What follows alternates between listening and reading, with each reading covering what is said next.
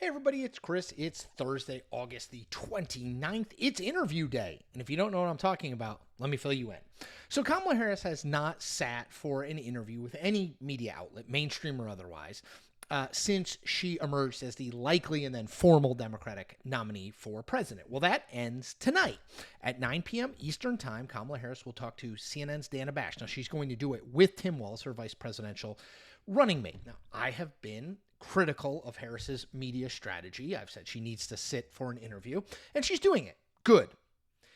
Let me suggest something strategically. I actually think that what Harris should do is make this the first of a whole bunch of interviews that she sits for.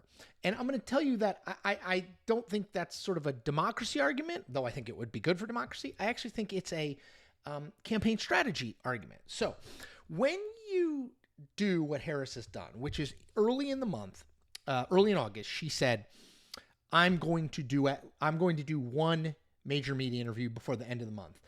You make that one interview really, really, really important. It's like the Super Bowl of interviews, right?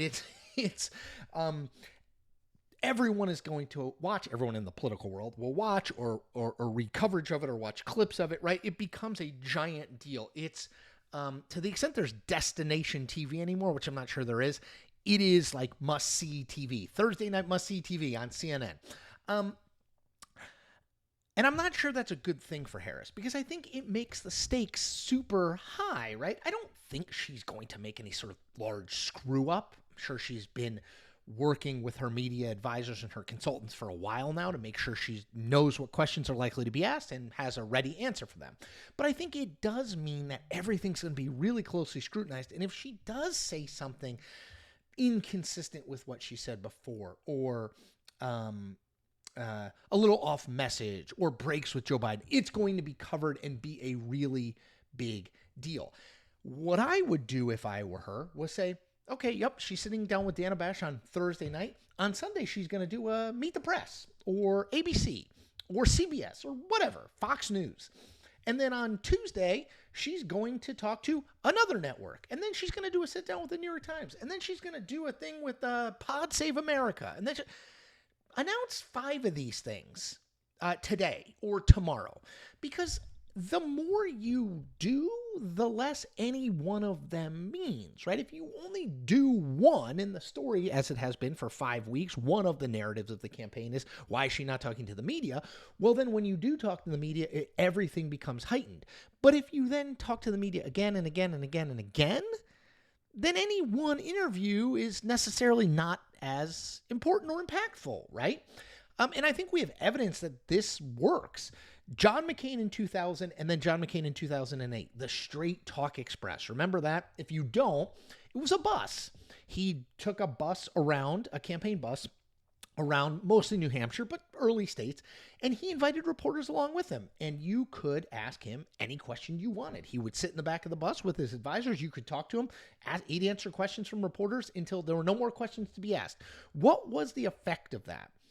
Number one, he got a ton of positive press for being so open and transparent. Number two, did McCain give a few bad answers over that time? Absolutely. But because he did it so much, those bad answers kind of got subsumed within all the other stuff. Number three, the overall tenor of the press toward McCain was extremely positive, right? They focused on sort of interesting things he said rather than, oh, he made a mistake. Oh, he made a gaffe. So I'm not suggesting that Kamala Harris restart the Straight Talk Express. I get it. McCain was someone who loved reporters, was super comfortable with them, and had good relations with them. Harris, that's less the case. But I do think it makes a ton of sense for her to not just do this one interview and then do one interview next month and one interview the following month, because I just think it puts too much pressure on her and there's too much scrutiny on that any one interview. Do a bunch. Do 5. Do 10. You'll get more comfortable doing it, which will be a good thing for Harris, and any one of them will matter less. Now, will she do it? Probably not. Honestly, I don't think she's super comfortable with the media.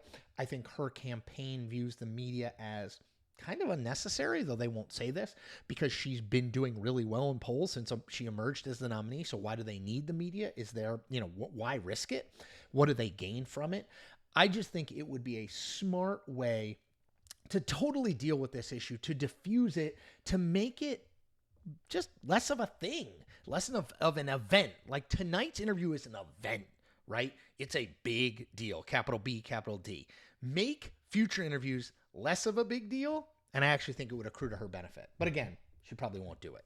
Now, speaking of doing things, I ask you to do 4 things. 1, subscribe to this channel. 2, like this video. 3, comment on this video. And 4, tell 10 friends. We're growing, people. I need you. Take care. See you tomorrow.